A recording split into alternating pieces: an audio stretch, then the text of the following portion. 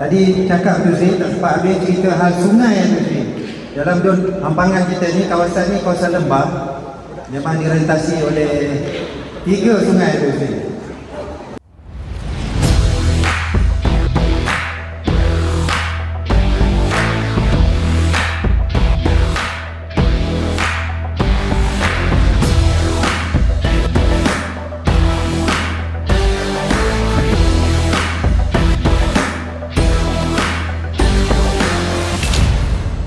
Jadi sepanjang sungai ini memang kawasan kependudukan. Jadi selalu berlaku banjir, hujan, banjir. Jadi masalahnya ialah sungai itu sebenarnya tak diselenggara dengan baik. 2021 kita menghadapi banjir besar. Kesian tengok rumah-rumah yang terlibat musibah. Jadi inisiatif Kerajaan Negeri, Tuan Sri Hamidudin Harun, masa itu kita tunggu bajet daripada Kerajaan Persekutuan. Tapi 2020 kerajaan jatuh, bajetnya tak turun-turun. Jadi akhirnya Tuan Sri Hamidudin bincang dengan pasukan, bersetuju buat satu inisiatif, iaitu penyelenggaraan sungai secara timbal balik. Sungai diselenggara, pasir dikeluarkan dan boleh dijual, hasilnya itu sebahagian untuk penyelenggaraan sungai.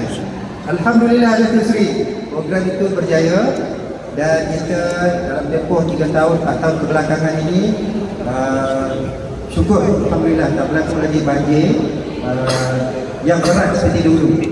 Dan ucap terima kasih banyak kepada Datuk Seri kerana projek tempatan banjir diluluskan oleh Kerajaan Persekutuan.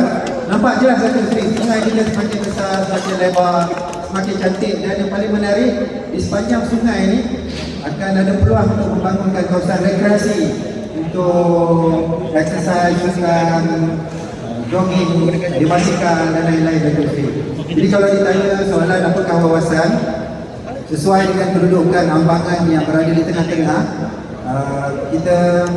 saya mencadangkan supaya kita pertama menyelenggara jalan longgang barik sungai dengan baik di dalam hampangan ini dan mengelakkan musibah banjir.